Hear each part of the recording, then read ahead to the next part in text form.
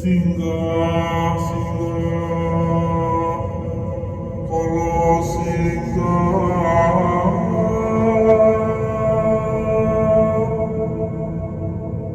tan suminggah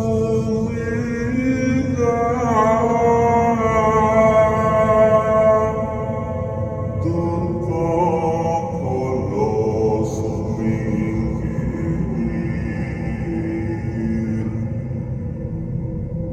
singgah, singgah, singgah,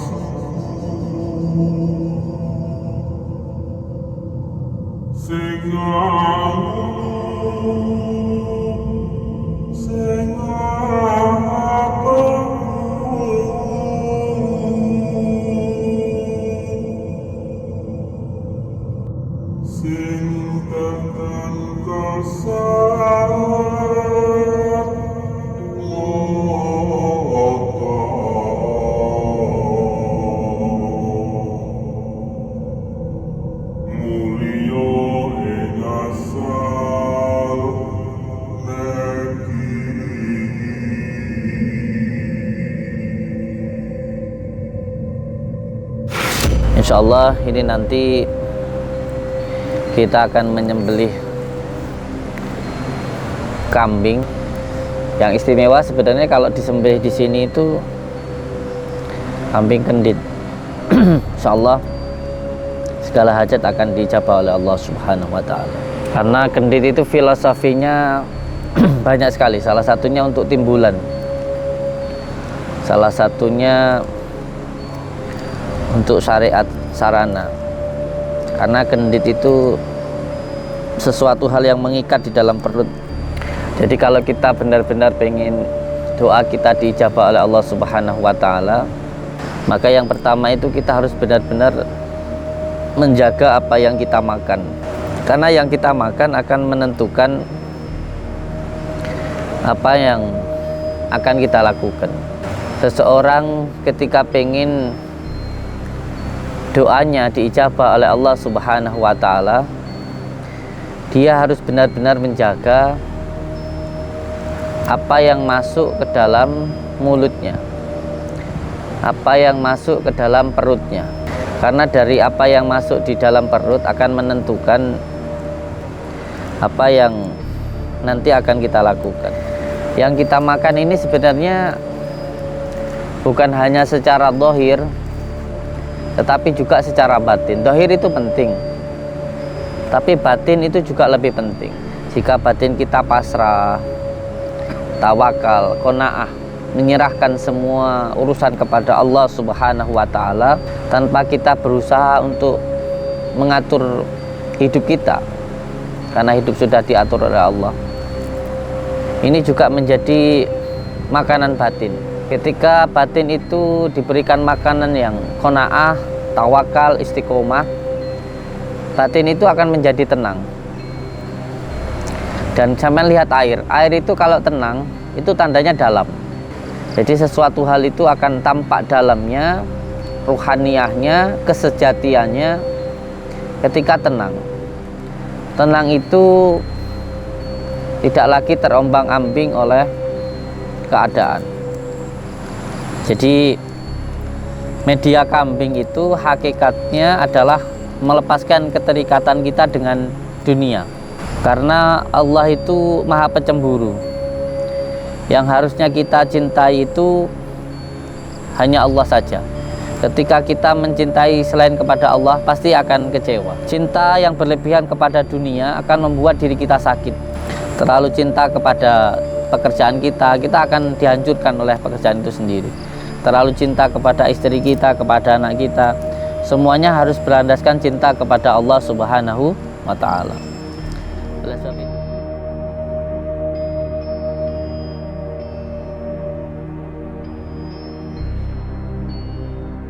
Kang, niki anu Kang, kula sembelih terus nanti dagingnya sampai bagi-bagian keluarga.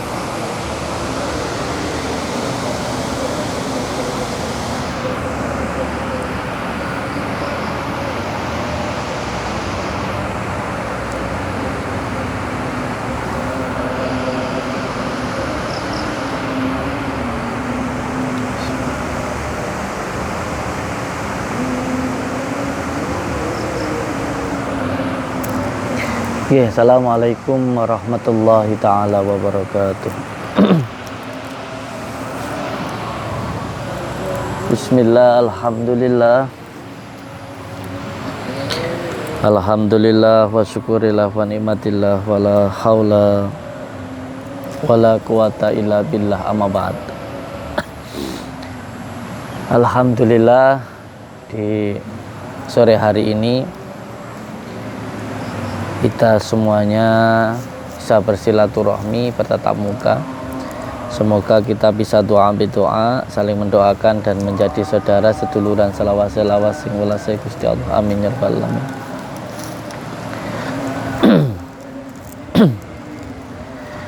Insyaallah ini nanti kita akan menyembelih kambing kendit ya. Kendit ya. Tadi insyaallah ini nanti kita mau menyembelih kambing. Yang istimewa sebenarnya kalau disembelih di sini itu kambing kendit. Insyaallah segala hajat akan dijabah oleh Allah Subhanahu wa taala. Karena kendit itu filosofinya banyak sekali. Salah satunya untuk timbulan. Salah satunya untuk syariat sarana, karena kendit itu sesuatu hal yang mengikat di dalam perut. Jadi kalau kita benar-benar pengen doa kita diijabah oleh Allah Subhanahu wa taala, maka yang pertama itu kita harus benar-benar menjaga apa yang kita makan, karena yang kita makan akan menentukan apa yang akan kita lakukan. Seseorang ketika pengen doanya diijabah oleh Allah Subhanahu wa taala, dia harus benar-benar menjaga apa yang masuk ke dalam mulutnya, apa yang masuk ke dalam perutnya. Karena dari apa yang masuk di dalam perut akan menentukan apa yang nanti akan kita lakukan.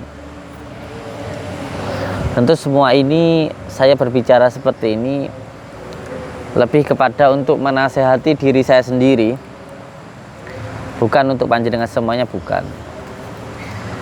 Kalaupun toh panjenengan mau mengamalkan ya silahkan, tapi yang lebih penting adalah untuk diri saya sendiri, bahwa apa yang kita lakukan itu tergantung dari apa yang kita makan. Yang kita makan ini sebenarnya bukan hanya secara zahir, tetapi juga secara batin. Zahir itu penting, tapi batin itu juga lebih penting. Apa yang kita pikirkan itu juga menjadi makanan untuk batin kita. Jika batin kita pasrah, tawakal, qanaah, menyerahkan semua urusan kepada Allah Subhanahu wa taala, tanpa kita berusaha untuk mengatur hidup kita, karena hidup sudah diatur oleh Allah. Ini juga menjadi makanan batin. Ketika batin itu diberikan makanan yang qanaah, tawakal, istiqomah, batin itu akan menjadi tenang. Dan sampai lihat air itu kalau tenang itu tandanya dalam. Air itu kalau tenang akan nampak kejernihan, kedalaman hati kita. Jadi sesuatu hal itu akan tampak dalamnya, ruhaniyahnya, kesejatiannya ketika tenang. Tenang itu tidak lagi terombang-ambing oleh keadaan. Selalu bahagia, memasrahkan semuanya kepada Allah Subhanahu wa Ta'ala. Dan kalau saya pribadi, supaya hati itu tenang, selalu bahagia, itu kita selalu istiqomah di dalam mengamalkan Al-Fatihah. Karena ketika kita membaca Al-Fatihah itu sebenarnya kita membaca diri kita. Jadi Al-Fatihah itu sebenarnya adalah sejatinya diri kita. Sejatinya diri kita itu ada di dalam Al-Fatihah. Jadi jangan sampai kira ketika membaca Al-Fatihah itu sampean itu membaca sesuatu hal yang di luar, bukan. Al-Fatihah itu membaca sesuatu hal yang ada di dalam diri kita. Makanya semua ilmu itu masuknya dari la'ing sakartum la'ajidanakum, dari syukur. Syukur itu bahagia. Kebahagiaan itu ketika hati kita selalu kita isi dengan kebahagiaan, dengan rasa syukur. Supaya hati selalu bersyukur itu istiqomahkan membaca Al-Fatihah. Karena ketika kita mengucapkan Alhamdulillah, segala puji bagi Allah, itu seperti makanan-makanan yang kita masukkan ke dalam diri kita. Kebahagiaan, ketenangan, keikhlasan, dan juga kepasrahan kita kepada Allah Subhanahu wa Ta'ala. Jadi ilmu itu, ilmu ruhaniyah, ilmu laduni, basyirah, khotirah, itu semuanya masuknya dari la'ing sakartum la'ajidanakum, dari rasa syukur kita kepada Allah Subhanahu wa Ta'ala. Ilmu hikmah tidak akan bisa masuk ke dalam diri seseorang yang gersuloan, yang ingkar, yang kufur. Tidak akan bisa. Ilmu hikmah itu tidak akan bisa masuk ke dalam diri seseorang yang gerangsang, yang pengennya begini, pengennya begitu. Itu namanya masih dirinya dikuasai oleh nafsu supiyah, keinginannya. Dia belum pasrah kepada Allah Subhanahu wa Ta'ala. Yang perlu untuk kita ketahui bahwa diri kita ini wayang, rek. Kita ini wayang. Awakmu wayang, rek. Kita ini wayang. Yang semua alur ceritanya itu sudah ditentukan oleh Allah. Yang setiap gerak kita itu semuanya wayang itu bergerak karena digerakkan oleh Allah Subhanahu wa Ta'ala. Maka hidup itu tidak akan pernah bisa tenang kalau belum menerima. Masalah itu tidak akan pernah selesai sebelum kita itu menerima hidup kita. Qanaah, berpasrah diri kepada Allah Subhanahu wa Ta'ala. Semoga kita semuanya termasuk orang-orang yang bersyukur sehingga hati kita itu tenang. Akhirnya kita bisa bahagia fid dunya wal akhirah. Semoga kita semuanya tidak menjadi orang yang amatiran. Kenapa saya senang di pinggir sungai seperti ini? Karena setiap apa yang tampak oleh mata kita itu adalah iqra, baca. Jadi apa yang kita lihat itu bukan hanya kita lihat tok, jengungguk di depan mata kita, bukan. Apa yang kita lihat, apa yang kita alami, itu semuanya menjadi guru, menjadi pelajaran untuk diri kita. Bahkan kapan ketika melihat jagung seperti ini, dia tumbuh, panen, tumbuh lagi. Ini sudah berapa kali tempat ini ditanami? 1 tahun ini 3 kali. Dia cepat panen, dia juga cepat untuk habis. Cepat panennya, cepat habisnya. Menanam capek, sholat, dzikir, wirid, istiqomah, capek, tapi panen. Jadi kalau orang wirid cepat dapat hasil, jangan senang dulu. Kamu harus istiqomah dengan wiridmu. Karena sesuatu hal yang sudah panen itu ya habis, yang cepat itu cepat habis.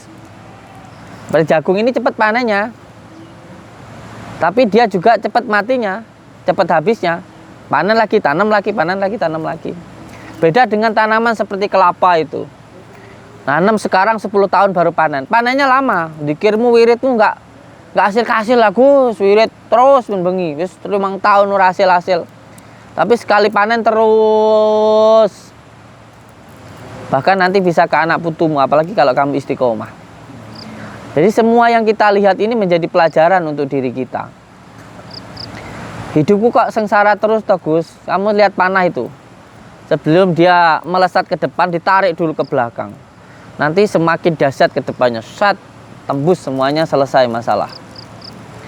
Ketika saya melihat air, lihat air sungai itu. Sudah berapa ribu tahun air sungai ini mengalir. Mungkin sudah jutaan tahun yang lalu. Sampai tanah aja jadi batu. Airnya nggak pernah berhenti. Airnya selalu mengalir. Besar atau kecil biasa saja, tapi yang penting mengalir itu. Dari mana air itu? Kok bisa terus ada? Nggak pernah berhenti. Sumbernya kok nggak pernah berhenti maksudnya? Itu air yang mengalir di sungai.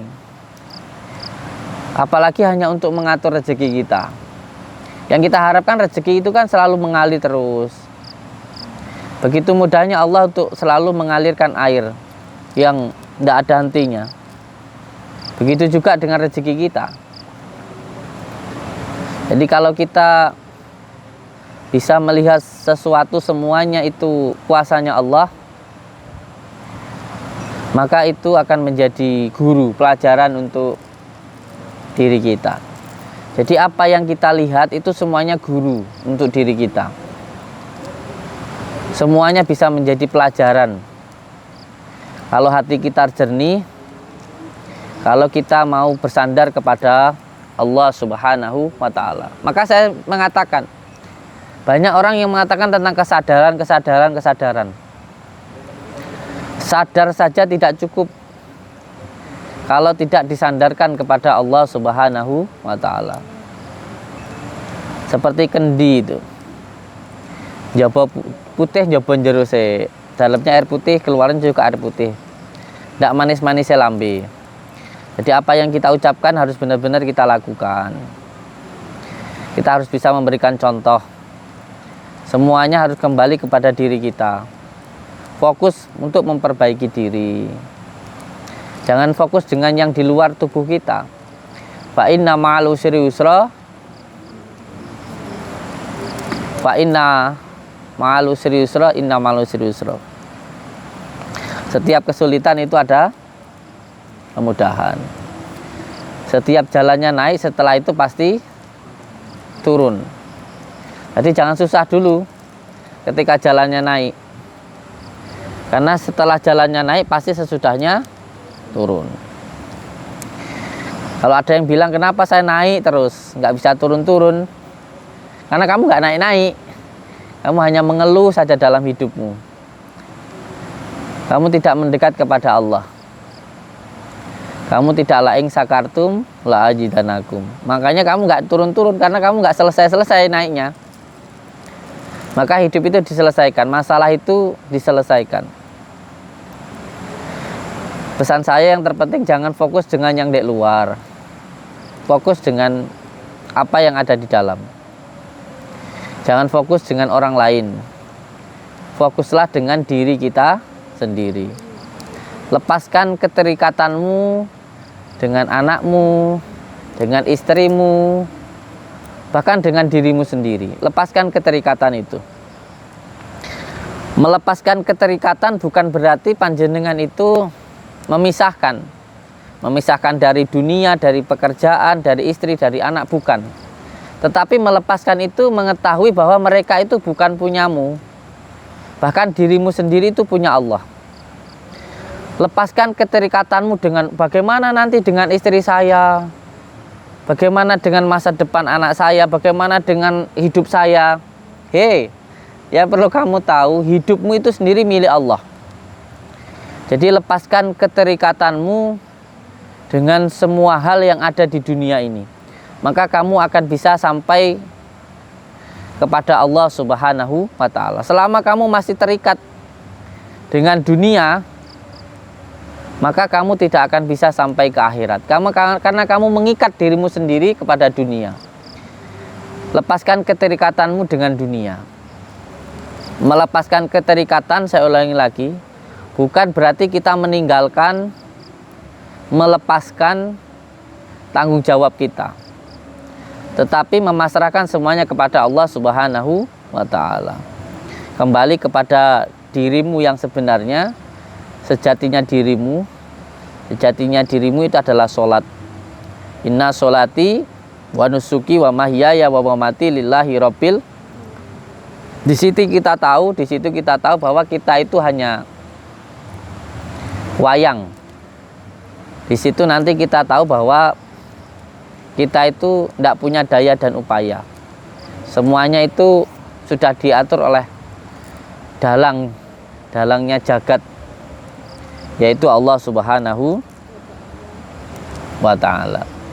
Semoga sedikit yang saya sampaikan ini bisa bermanfaat untuk panjenengan semuanya. Dan di kesempatan sore hari ini salah satunya kita melepaskan keterikatan itu. Menyembelih kambing itu hakikatnya adalah menyembelih sifat-sifat kehewanan yang ada di dalam diri kita. Saya jelaskan sedikit supaya tidak salah paham. Ketika Nabi Ibrahim alaihissalam ingin sekali mendapatkan seorang anak laki-laki, dari mulai beliau masih muda sampai tua, pengen dikaruniai seorang anak laki-laki. Tetapi beliau selalu mengatakan bahwa Allah lah cinta sejatiku, tidak ada yang lebih aku cintai daripada Allah. Ketika Allah meminta apapun dariku akan aku berikan, kata Nabi Ibrahim alaihissalam. Ketika itu datanglah ujian dari Allah. Beliau diberikan karunia seorang anak laki-laki, namanya Nabi Ismail. Dengan begitu sangat bahagianya beliau yang ketika keinginannya, hajatnya, harapannya dikabulkan oleh Allah. Diberikanlah beliau karunia seorang anak laki-laki, namanya Nabi Ismail. Delalah kersane Gusti Allah. Allah memerintahkan Nabi Ibrahim untuk menyembelih Nabi Ismail. Bayang norek, kamu yang dari dulu ingin sesuatu, setelah dapat disuruh untuk membuang.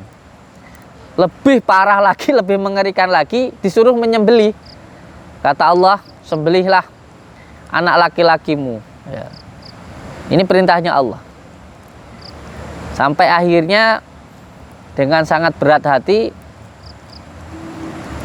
Nabi Ibrahim berkata kepada anak laki-lakinya, lah inilah cinta yang karena Allah pasti akan menarik kita kepada Allah. Jadi ketika kamu mencintai istrimu, pasti istrimu nanti, ketika kamu mencintai istrimu karena Allah, nanti istrimu akan mendekatkanmu kepada Allah. Karena tahu bahwa cinta yang karena Allah itu selamanya. Hidup bukan hanya di dunia, tapi selamanya di akhirat nanti. Cinta yang membawa ke dalam kebahagiaan, kedamaian, dan juga kesucian. Ketika beliau menyampaikan kepada anaknya, Nabi Ismail, wahai anakku, kira-kira begitu. Ini Allah memerintahkan saya ayahmu untuk menyembelihmu. Bagaimana menurutmu? Nah ini pendapat, tidak memaksakan. Apa coba jawaban Nabi Ismail? Wahai ayahku, saya yakin apapun yang diperintahkan Allah itu yang terbaik. Maka lakukan kebaikan itu, jangan ragu. Subhanallah. Ini cinta karena Allah itu akan membawa ke dalam keikhlasan, bukan mengikat. Sama lihat ada banyak orang yang mencintai akhirnya menyakiti. Atau mungkin kamu berjuang mati-matian untuk istrimu, kamu bekerja siang malam, tak hanya ditinggalkan, ada diselingkuhi. Atau bahkan kamu terlalu cinta malah sering marah-marah karena cemburu, takut kehilangan. Atau bahkan ada yang sampai suma'udzubillah, KDRT sampai membunuh pasangannya karena terlalu cinta buta itu, bukan cinta karena Allah Subhanahu wa Ta'ala. Ketika mendengar jawaban ini, menangis, Nabi Ibrahim menangis, dan akhirnya beliau melakukan perintah Allah ini. Tapi di sini letaknya di sini. Jadi setiap keikhlasan itu akan membawa ke dalam kedamaian. Dan ketika seseorang sudah yakin bahwa apapun yang diberikan Allah itu yang terbaik, maka pasti akhirnya nanti baik, pasti mendapatkan kebaikan. Karena semua yang diperintahkan Allah itu untuk kebaikan diri kita sendiri. Sholat kita, zikir kita, wirid kita, baik kita itu untuk diri kita sendiri, bukan untuk Allah. Allah itu tidak butuh kita. Lalu kenapa Allah itu memerintahkan, melarang zina, judi, mabuk, main perempuan dan sebagainya? Karena Allah itu mengetahui yang terbaik untuk hambanya. Sekarang mana ada orang minum minuman keras kok jadi baik? Orang zina yang jadi baik mana ada? Orang judi yang ekonominya jadi mapan mana ada? Orang mencuri yang hidupnya bahagia mana ada? Semuanya berakhir sengsara. Karena Allah itu mempunyai sifat Rahman Rahim. Karena Allah itu mempunyai sifat sayang. Maka untuk mengenal Allah salah satunya kenali sifat-sifat Allah Subhanahu wa Ta'ala. Kamu cinta sama saya mungkin karena tahu sifat saya sedikit. Mungkin ada yang kamu kenali sehingga kamu itu cinta. Tanpa harus melihat, hanya dengan mengenal sifatnya itu bisa mencintai. Sampai akhir ceritanya saya potong saja bahwa ketika mau disembelih itu, datanglah kambing yang dibawa oleh malaikat, yang dibawakan domba atau kambing, yang dibawakan dari surga untuk menjadi pengganti Nabi Ismail alaihi. Jadi saya melakukan semua ini sebenarnya ada asbabun nuzulnya. Banyak orang yang mengatakan pengobatan media kambing itu haram. Mereka mengatakan bahwa ini menyiksa kambing. Menyiksa dari mana? Kalau kamu menempatkan anakmu di pondok, ini saya juga punya cerita. Padahal kita tahu nanti anak itu kalau di rumah selalu dimanja, belum tentu kita itu akan selamanya bersama dengan anak. Mereka akan menghadapi dunia yang sangat lebih keras daripada dunianya yang sekarang. Kalau mereka tidak dilatih untuk menghadapi dunia yang sangat keras, bagaimana mereka mampu menghadapi dunia yang sangat keras ini? Kita sebagai orang tua kadang-kadang memanjakan anak. Bahkan untuk mereka menjadi seorang yang kuat saja kita merasa kasihan. Lebih kasihan mana? Ketika nanti mereka terjun ke dunia yang lebih keras lagi. Jadi ketika kita saat ini memanjakan anak itu sebenarnya sama dengan kita menghancurkan masa depan anak kita. Ketika anak di luar rumah kita juga harus tahu bahwa nanti anak itu juga pasti suatu saat akan tidak bersama kita. Entah kita yang meninggal dunia atau dia hidup dengan keluarganya. Dan sangat keras sekali. Dunia luar itu sangat keras sekali. Makanya saya sering berkata kepada istri saya, tapi beliau lebih kuat daripada saya. Gak apa-apa beliau menangis sekarang menghadapi dunia yang sangat keras. Dibentak, dimarahi. Seperti proses pembuatan keris atau pedang, dipukul dulu. Sampai nanti hilang, sudah biasa terpukul, hilang sifat-sifat manjanya, yang rapuh itu, yang mudah menyalahkan orang lain, yang putus asa itu. Sehingga nanti tinggal yoninya saja. Sehingga kuat untuk menghadapi dunia. Oleh sebab itu kita harus benar-benar kuat di dalam mendidik anak. Proses mendidik anak itu ada 3. 1 sampai 5 tahun itu jadikan anak sebagai raja. Jangan dibentak, jangan dimarahi, disayang. Proses yang kedua 7 tahun sampai 14 tahun ini anak harus mulai dididik, dijadikan sebagai tahanan perang yang harus diberikan tanggung jawab. Ketika tidak sholat harus dimarahi, diberikan sebuah tanggung jawab. Ada masanya 14 sampai 21 tahun sampai 14 tahun sudah anak itu harus dilepaskan, diberikan tanggung jawab. Kalau ayam itu dipendel, harus bisa cari kehidupan sendiri, harus bisa mandiri. Ini adalah proses-proses yang diajarkan oleh karamallahu wajhah, oleh Sayyidina Ali. Jadi media kambing itu hakikatnya adalah melepaskan keterikatan kita dengan dunia. Karena Allah itu maha pencemburu. Yang harusnya kita cintai itu hanya Allah saja. Ketika kita mencintai selain kepada Allah, pasti akan kecewa. Cinta yang berlebihan kepada dunia akan membuat diri kita sakit. Terlalu cinta kepada pekerjaan kita akan dihancurkan oleh pekerjaan itu sendiri. Terlalu cinta kepada istri kita, kepada anak kita, semuanya harus berlandaskan cinta kepada Allah Subhanahu wa Ta'ala. Oleh sebab itu, ada media-media penyembelihan kambing yang seperti saya lakukan, bukan memindahkan penyakit ke kambing seperti yang dituduhkan oleh banyak orang yang tidak tahu, tapi melepaskan keterikatan kita kepada dunia yang membuat diri kita sakit. Seseorang sakit di payudaranya karena terlalu cinta kepada suaminya, cemburu, was-was dan sebagainya, seperti itu. Sakit lambung itu juga karena pikiran dan sebagainya. Jadi yang kita hilangkan adalah penyebab-penyebabnya. Semoga ini bisa bermanfaat untuk kita semuanya. Saya mohon maaf apabila ada kata-kata yang mungkin kurang berkenan di hati panjenengan semuanya. Kalau benar datangnya dari Allah, kalau salah murni dari saya sendiri. Dan sekarang monggo kita lakukan penyembelihan kambing. Ini semua untuk saudara-saudara kita. Apalagi tempat ini memang istimewa tempat ini.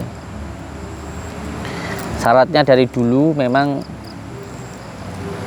dari pembicaraan saya gaib dengan tempat ini, memang senangnya ketika disembelihkan kambing, terutama kambing kendit di tempat ini. Semoga bermanfaat untuk panjenengan semuanya. Sambung doa dengan panjenengan semua subscriber lover saya. Semoga apa yang kita lakukan ini barokahnya, manfaatnya bisa mengalir untuk semua subscriber lover saya dimanapun berada. Jangan lupa like, komen, dan share-nya. Gitu. Amin ya rabbal alamin. Al-Fatihah. Iya, benar. Al-Fatihah. Bapak duduk aja di situ boleh, di sini boleh. Dzikir Al-Fatihah 313. Al-Fatihah 313. Istighfarnya 1000 kali. Surat Al-Ikhlasnya 1000 kali. Shallallahu ala Muhammadnya 1000 kali. Tapi tadi waktu saya di sini ada yang berkata ke saya, tambahi ya Hayyu ya Qayyum. Itu 1000 kali. Semoga bisa bermanfaat. Ini saya kasih tasbih. Al-Fatihah 313, istighfar 1000 kali, Al-Ikhlas 1000 kali, Shallallahu ala Muhammad 1000 kali, ya Hayyu ya Qayyum 1000 kali. Ngadep ke sana. Di sini boleh, di sini boleh. Yang di sini juga nggak boleh, ngadep ke sana aja. Ngadep ke sana.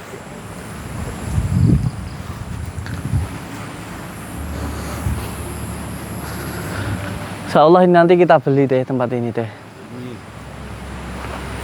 Belah sini nanti insyaallah kita beli nanti.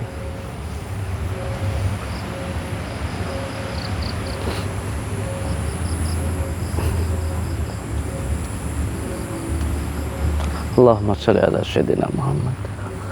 Al-Fatihah.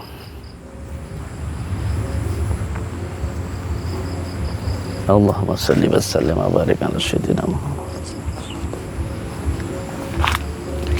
Allahumma shalli wa sallim wa barik ala sayyidina. Nggih. Sehat Kang nggih? Niki anu Kang. Kula sembelih terus nanti dagingnya sampean bagi-bagian ke warga. Oh, nggih. Terserah sampean wis tak pasen sampean. Nggih.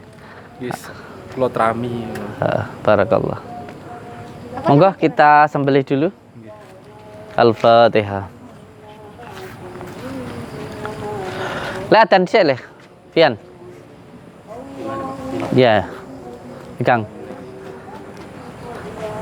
Subhanallah walhamdulillah wa la ilaha illallah wallahu akbar wa la hawla wa la quwwata illa billahil aliyyil azim. Allahumma shalli ala sayyidina Muhammad wa ala alihi wa sahbihi wa sallim. Allahu akbar Allahu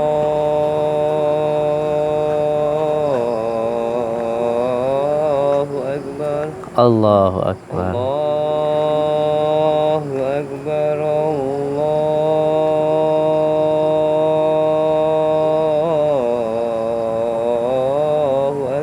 Allahu akbar. Asyhadu an la ilaha illallah.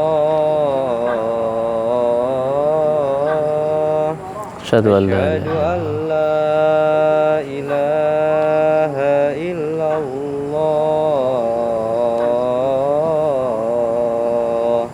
Asyhadu anna Muhammadar Rasulullah. Asyhadu anna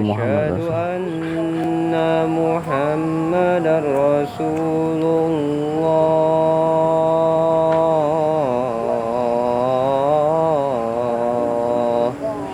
Hayya 'ala shalah.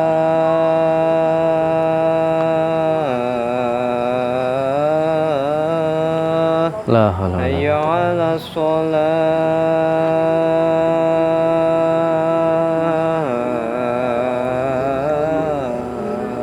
la haula wala Hayya quwwata 'alal falah.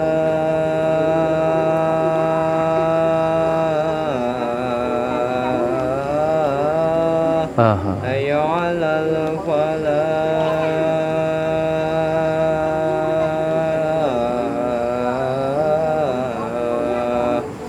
Allahu akbar.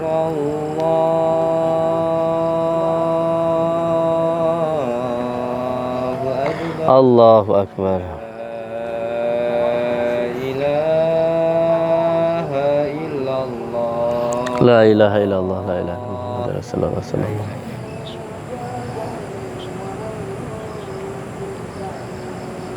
Allahu akbar. Allahu akbar. Asyhadu an la ilaha illallah. Asyhadu anna Muhammadar Rasulullah. Hayya 'ala shalah. Hayya 'ala falah. Qad qamatis shalah. Qad qamatis shalah. Allahu akbar. Allahu akbar. La ilaha illallah. La ilaha. Sallallahu ala Muhammad. Sallallahu alaihi wasallam. Sallallahu ala Muhammad. Gimana leh? Siram. Alaihi wasallam. Nggih. Nah, sih. Sallallahu ala Muhammad. Nih. Ngerti enggak?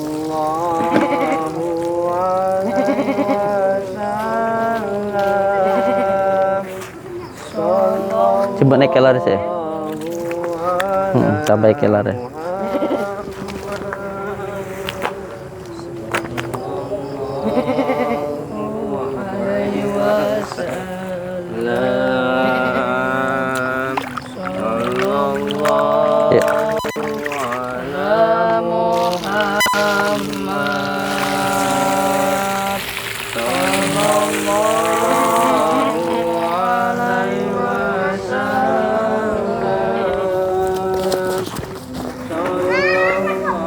Tutup. Sinten namine? Aroma.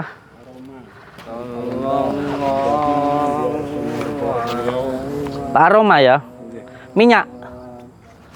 Minyak ya. Ya, semoga. Sini sini sini.